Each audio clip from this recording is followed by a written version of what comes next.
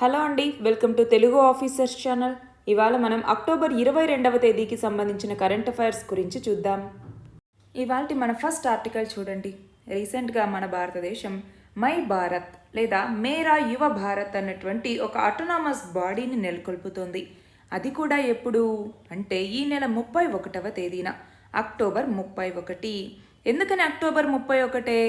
అంటే సర్దార్ వల్లభభాయ్ పటేల్ యొక్క జన్మదినాన్ని పురస్కరించుకొని ఆ రోజున మై భారత్ లేదా మేరా యువ భారత్ అన్నటువంటి ఒక ఆటోనామస్ బాడీని ఎస్టాబ్లిష్ చేయబోతున్నారు.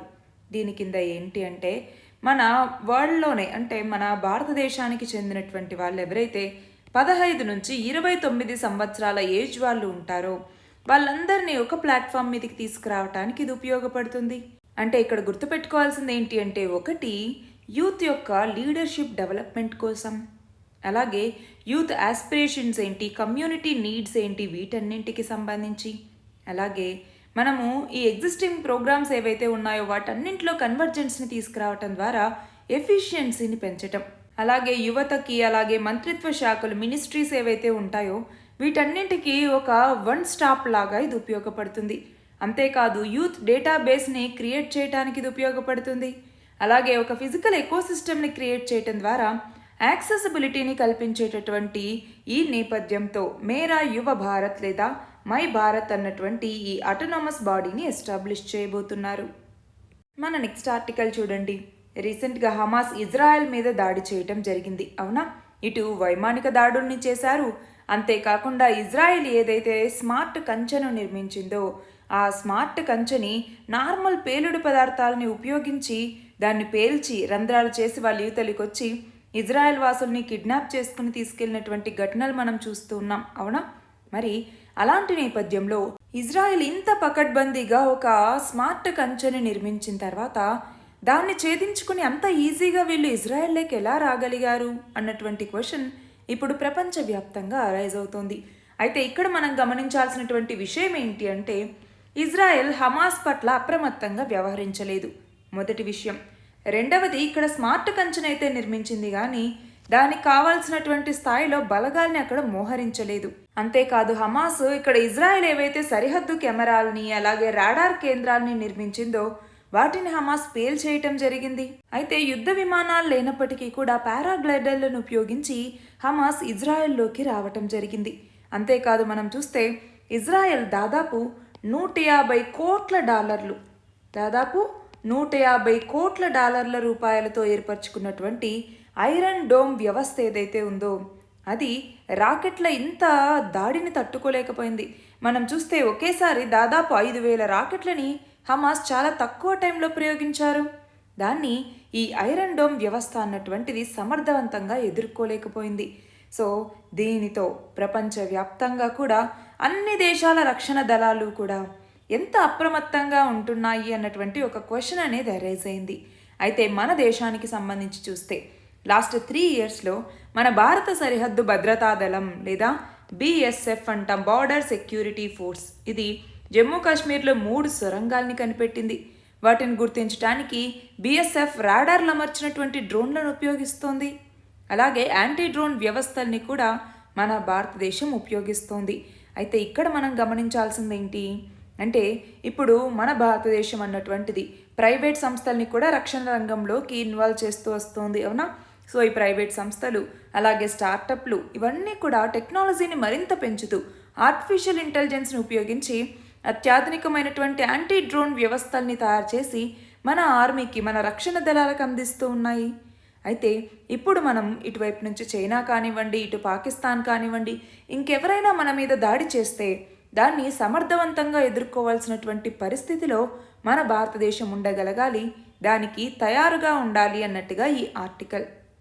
మన నెక్స్ట్ ఆర్టికల్ చూడండి. ఇస్రో గగన్యాన్కి సంబంధించినటువంటి TVD-1 మిషన్ని విజయవంతంగా ప్రయోగించడం జరిగింది. దానికి సంబంధించి ఏదైతే మనము క్రూ మాడ్యూల్ అనేసి అలాగే క్రూ ఎస్కేప్ సిస్టమ్ అనేసి ఇవి ఎలా పనిచేస్తున్నాయో తెలుసుకోవటం కోసం ఈ ప్రయోగాన్ని చేపట్టారు. ఇది సక్సెస్ఫుల్గా పూర్తయింది. అంతేకాదు 2023 ఆగస్టు 23వ తేదీన ఇస్రో ప్రయోగించినటువంటి చంద్రయాన్-3 మిషన్ అన్నటువంటిది చంద్రుడి యొక్క దక్షిణ ధ్రువ ప్రాంతంలో విజయవంతంగా దిగింది. ఆ తర్వాత ఆదిత్య L1 అన్నటువంటిది, ఇప్పుడు గగన్యాన్ ప్రాజెక్టులో భాగంగా TVD-1 ప్రయోగాన్ని చేయటం జరిగింది ఇస్రో. అయితే ఈ నేపథ్యంలో భారతదేశానికి చెందినటువంటి ఇస్రో అలాగే పాకిస్తాన్కి చెందినటువంటి సుపార్కో వీటి గురించి ఇక్కడ ఇవ్వటం జరిగింది. చూడండి, భారతదేశానికన్నా ముందే పాకిస్తాన్ అంతరిక్ష పరిశోధనా సంస్థను ఏర్పాటు చేసింది. దాని పేరే సుపార్కో అన్నటువంటిది. సుపార్కో అంటే ఏంటి? Space and upper atmosphere research commission అన్నటువంటి పేరుతో 1961లో దీన్ని ఏర్పాటు చేయటం జరిగింది. దాని తర్వాత 1962 జూన్లో అమెరికా తోడ్పాటుతో రెహబార్-1 అనేటటువంటి ఒక రాకెట్ని కూడా ప్రయోగించింది.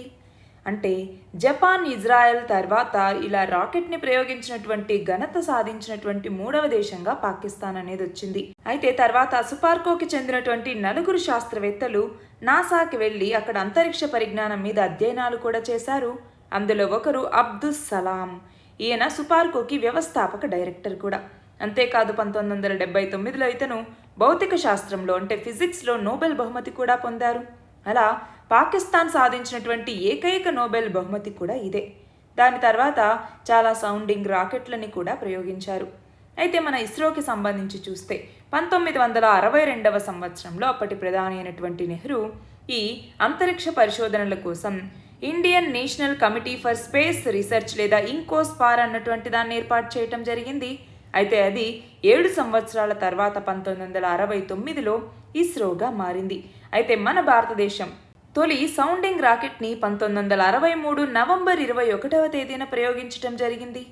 అంటే పాకిస్తాన్ ఆల్రెడీ ప్రయోగించిన 1.5 సంవత్సరం తర్వాత మన భారతదేశం మొదటి సౌండింగ్ రాకెట్ని ప్రయోగించింది.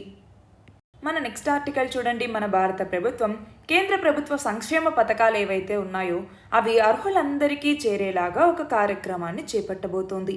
దాని పేరే వికసిత్ భారత్ సంకల్ప యాత్ర అన్నటువంటిది. దీని కింద దేశంలో 2.7 లక్షల పంచాయతీల్లో ఒక మెగా డ్రైవ్ని చేపట్టబోతోంది. ఇందులో భాగంగా ఏంటి?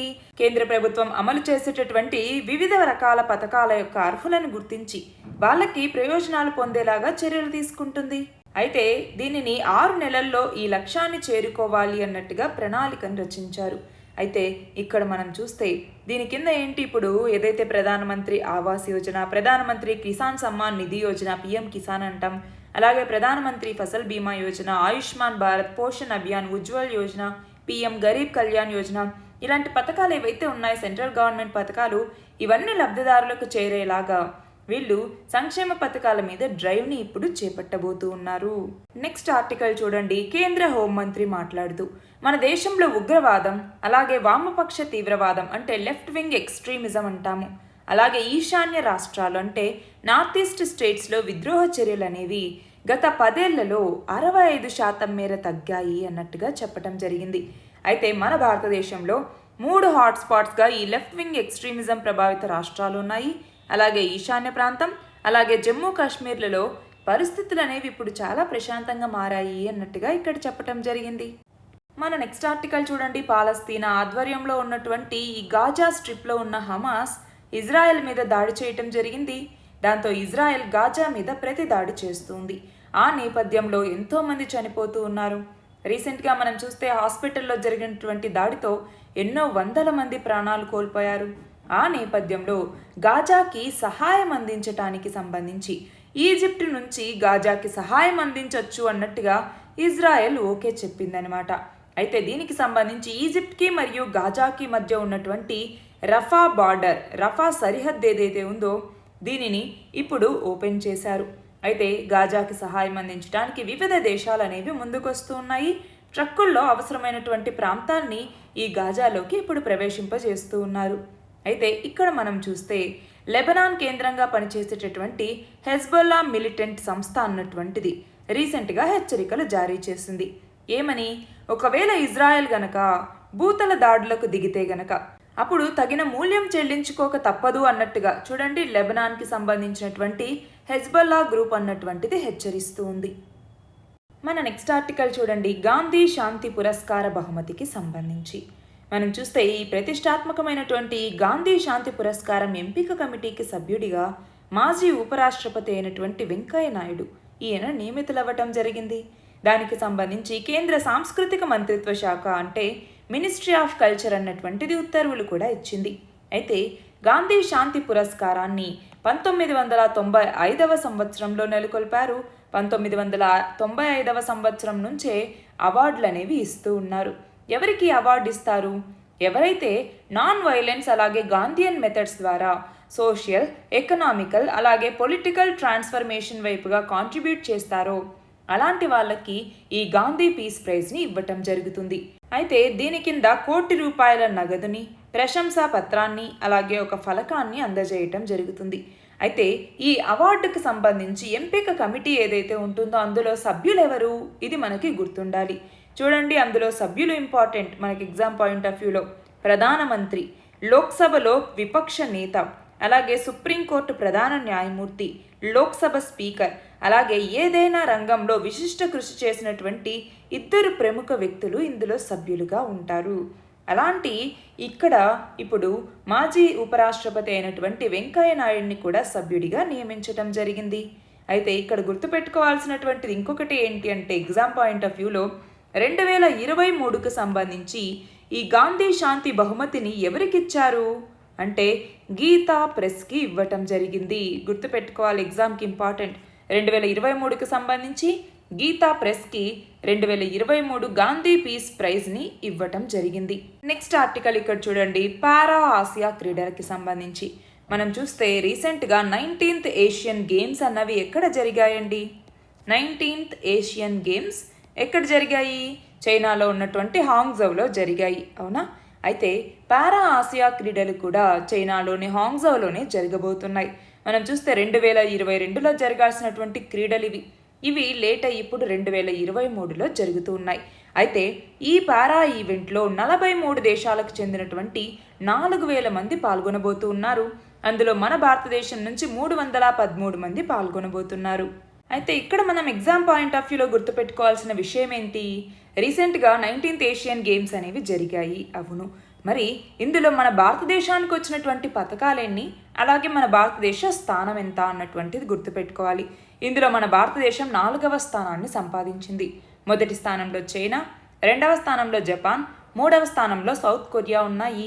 అయితే మన భారతదేశం మొత్తం 107 పథకాలతో 4వ స్థానంలో నిలిచింది. ఈ 107లో కూడా 28 ఏమో స్వర్ణ పథకాలు, 38 ఏమో రజత పథకాలు, 41 ఏమో కాంస్య పథకాలు రావటం జరిగింది. మన నెక్స్ట్ ఆర్టికల్ చూడండి, ఆంధ్రప్రదేశ్ హైకోర్టుకి అదనపు న్యాయమూర్తులుగా 4 న్యాయమూర్తులు ప్రమాణ స్వీకారం చేయటం జరిగింది. ఎవరు ఆ 4? ఒకరు జస్టిస్ మండవ కిరణ్మయి, అలాగే జస్టిస్ నూనెపల్లి హరినాథ్, జస్టిస్ జగడం సుమతి, అలాగే జస్టిస్ న్యాపతి విజయ్. ఈ 4 కూడా ఆంధ్రప్రదేశ్ హైకోర్టుకి అదనపు న్యాయమూర్తులుగా ప్రమాణ స్వీకారం చేయటం జరిగింది. మరి హైకోర్టు జడ్జిగా అపాయింట్ చేసేది ఎవరు? ఏ పర్సన్ అయినా హైకోర్టు జడ్జిగా అపాయింట్ చేసేది ఎవరు? ప్రెసిడెంట్ అపాయింట్ చేయటం జరుగుతుంది. మరి రాజ్యాంగంలోని ఏ ఆర్టికల్ హైకోర్టు జడ్జెస్ యొక్క అపాయింట్మెంట్ గురించి తెలుపుతుంది అంటే ఆర్టికల్ 217 అన్నటువంటిది. నెక్స్ట్ చూడండి, అక్టోబర్ 18న IBM అన్నటువంటిది ministry of electronics and information technology మెయిటీతో సెమీ కండక్టర్స్, ఆర్టిఫిషియల్ ఇంటెలిజెన్స్ మరియు క్వాంటమ్ కంప్యూటింగ్కి సంబంధించి ఒక అవగాహన ఒప్పందం లేదా మెమరాండమ్ ఆఫ్ అండర్స్టాండింగ్ అంటాము, దీన్ని కుదుర్చుకోవటం జరిగింది. దీని ద్వారా ఏంటి? ఆర్టిఫిషియల్ ఇంటెలిజెన్స్, సెమీ కండక్టర్స్ అలాగే క్వాంటమ్ ఇన్నోవేషన్ని మన భారతదేశంలో పెంచడానికి ఇది ఉపయోగపడుతుంది. నెక్స్ట్ చూడండి, ప్రతి సంవత్సరం international day for eradication of poverty ఎప్పుడు జరుపుకుంటాం పేదరిక నిర్మూలన దినోత్సవాన్ని అంటే అక్టోబర్ 17వ తేదీన. దీని కింద చూస్తే యునైటెడ్ నేషన్స్ జనరల్ అసెంబ్లీ అన్నటువంటిది 1992లో డిసెంబర్ 22వ తేదీన ఇదిగో పావర్టీ ఎరాడికేషన్కి సంబంధించి అక్టోబర్ 17వ తేదీని ఇంటర్నేషనల్ డేగా జరుపుకోవాలి అన్నట్టుగా డిక్లేర్ చేయటం జరిగింది. అయితే 2023కు సంబంధించి ఇతివృత్తం లేదా థీమ్ ఏంటి అంటే decent work and social protection, putting dignity in practice for all అన్నటువంటిది. మరి పావర్టీ లేదా పేదరికాన్ని అన్ని ఫామ్స్లోనూ తొలగించాలి అని చెప్పేటటువంటి సుస్థిరాభివృద్ధి లక్ష్యం ఎన్నవది అంటే SDG 1 అన్నటువంటిది. Eradicate extreme poverty for all people everywhere by 2030 అన్నటువంటిది SDG 1 అన్నటువంటిది. నెక్స్ట్ చూడండి, the reverse swing colonialism to cooperation అన్నటువంటి ఒక బుక్ని మన పెట్రోలియం మరియు న్యాచురల్ గ్యాస్ మినిస్టర్ అయినటువంటి హర్దీప్ సింగ్ పురి ఈయన దీన్ని లాంచ్ చేయటం జరిగింది. అయితే ఈ బుక్ని రాసింది ఎవరు అంటే అశోక్ టండన్. నెక్స్ట్ చూడండి, global remote work index. Global remote work ఇండెక్స్ని ఎవరు పబ్లిష్ చేస్తారు అంటే సైబర్ సెక్యూరిటీ ఫర్మ్ అయినటువంటి నార్డ్ లేయర్ అన్నటువంటిది దీన్ని పబ్లిష్ చేయటం జరుగుతుంది. దాని ప్రకారం మన భారతదేశ ర్యాంక్ ఎంత? మొత్తం 108 దేశాలకు గాను మన భారతదేశం 64వ స్థానంలో ఉంది. అయితే ఇక్కడ గుర్తుపెట్టుకోవాల్సింది ఏంటి అంటే మొత్తం 4 క్రైటీరియాని బేస్ చేసుకుని ర్యాంకింగ్ని ఇస్తారు. ఏంటా 4? 1 cyber safety, 2 economic safety, 3 digital and physical infrastructure, 4వదేమో సోషల్ సేఫ్టీ అన్నటువంటిది. ఈ 4ంటిని పరిగణలోకి తీసుకొని దేశాలకి ర్యాంకింగ్స్ ఇస్తారు. అలా ఇప్పుడు టాప్ 10 కంట్రీస్ మనం చూస్తే మొదటి 3 గుర్తుపెట్టుకోవాలి, డెన్మార్క్, నెదర్లాండ్స్ మరియు జర్మనీ. మన భారతదేశ ర్యాంక్ ఎంత? 64. ఇవి గుర్తుండాలి. నెక్స్ట్ చూడండి, 2023 క్రికెట్ వన్డే వరల్డ్ కప్ ఆటగాళ్లలో అతి చిన్న వయస్కుడిగా ఎవరు గుర్తింపు పొందారు అంటే నూర్ అహ్మద్, ఆఫ్ఘనిస్తాన్కి చెందినటువంటి వ్యక్తి ఇతను. మనం చూస్తే ఇతని వయసు 2023 అక్టోబర్ నాటికి 18 ఏళ్ల 275 రోజులు మాత్రమే. అలాగే అత్యధిక వయసు ఉన్నటువంటి ఆటగాడుగా నెదర్లాండ్స్కి చెందినటువంటి వెస్లీ, ఇతను 39 ఏళ్ల 155 రోజులు. నెక్స్ట్ చూడండి, మన భారతదేశంలో ప్రతి సంవత్సరం వన్యప్రాణి వారోత్సవాల్ని ఎప్పుడు నిర్వహిస్తారు అంటే అక్టోబర్ 2 నుంచి 8వ తేదీ వరకు.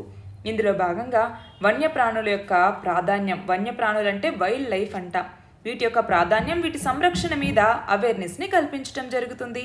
అలాగే అంతర్జాతీయ ప్రకృతి సంరక్షణ సంఘం రిపోర్ట్ ప్రకారం చూస్తే ప్రపంచవ్యాప్తంగా ఉభయచరాలు అంటే ఆంఫీబియన్స్లో 41%, క్షీరదాల్లో 27%, పక్షుల్లో 13%, సైకస్ మొక్క జాతుల్లో 69%, కోనిఫర్ మొక్కల్లో అయితే 34% కనుమరుగయ్యే ముప్పును ఎదుర్కొంటూ ఉన్నాయి.